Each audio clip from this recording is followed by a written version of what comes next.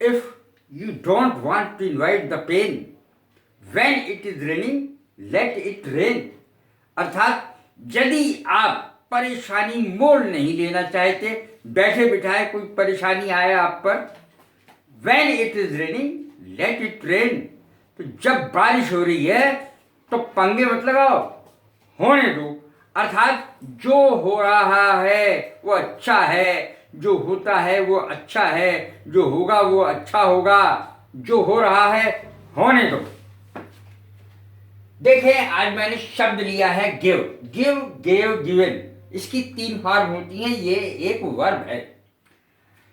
First form, second form, third form. अब देखें इसके नए प्रयोग.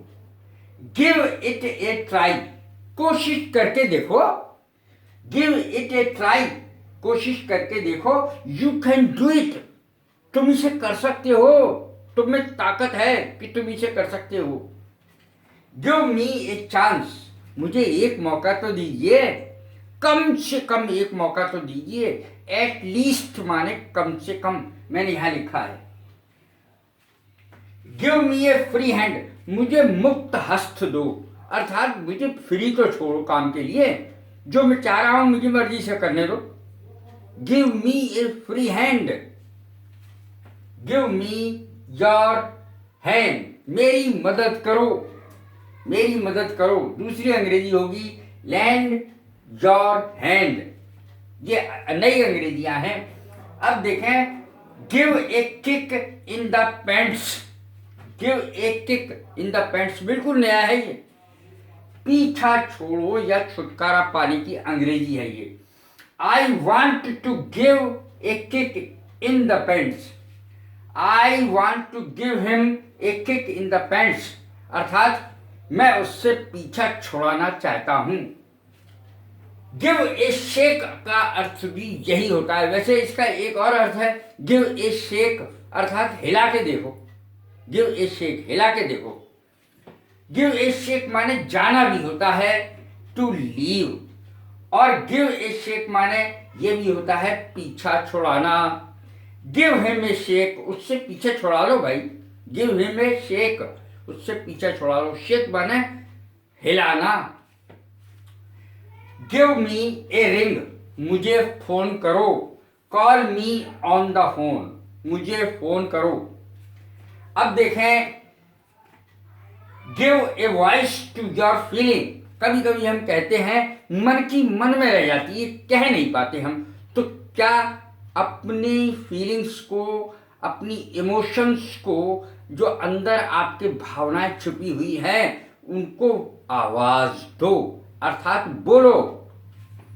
गिव ए वॉइस, वॉइस माने आवाज, टू योर फीलिंग, अपनी भावनाओं को आवाज दो, अर्थात खुल के बोलो. ओपिनियन, मत, जो आपका मत है उसे प्रकट करो, बोल करके प्रकट करो, अपनी भावनाएं जाहिर करो.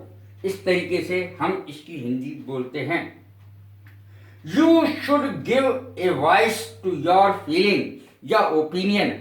आपको खुलकर बोलना चाहिए, अपनी भावनाओं को उजागर करना चाहिए शब्दों के माध्यम से. गिव एन एश्योरेंस, वादा करना, वायदा करना. गिव एन एश्योरेंस, एश्योरेंस वायदा करना, आश्वासन देना. आश्वासन की अंग्रेजी होती है एश्योरेंस. गिव एंड टेक, लेना देना, आदान प्रदान करना, लेना देना. अब देखें एक और अंग्रेजी, यहां पर देखें, नौकरी से निकालना. फायर माने होती है आग, फायर माने आग है, लेकिन नौकरी से निकालने की अंग्रेजी भी यही होती है. यू आर फायर्ड, आपको नौकरी से निकाला जाता है. यू आर फायर्ड, इस तरीके से बोलते हैं. Give the sack to someone, किसी को नौकरी से निकालना, ये गिव के साथ है. Give the sack to someone, किसी को नौकरी से निकालना. The boss gave the sack to him, अर्थात उसे बॉस ने नौकरी से निकाल दिया. देखें, गिव एन ईयर, ध्यान पूर्वक सुनना. गिव एन ईयर, ईयर माने कान, अपने कान दो. कान का मतलब है उखाड़ के दे दो मुझे अपने कान. ध्यान दो, मेरी बात पे ध्यान दो, मैं क्या कह रहा हूं। गिव एन ईयर, ध्यान पूर्वक मेरी बात सुनो। पे अटेंशन, ध्यान दो, पे अटेंशन माने होता है। लैंड एन ईयर, इसका भी यही अर्थ है, मेरी बात ध्यान से सुनो। लिसन अटेंटिवली, ध्यान से सुनो। तो ध्यान से सुनो, इन सबका अर्थ है गिव अवे द ब्राइड। हम समझ में नहीं आता कि कन्यादान करने की अंग्रेजी क्या होगी। आज आप सीखेंगे कन्यादान करना। शादी में कन्यादान की एक रस्म होती है बहुत बड़ी, कन्यादान करना पिता के द्वारा।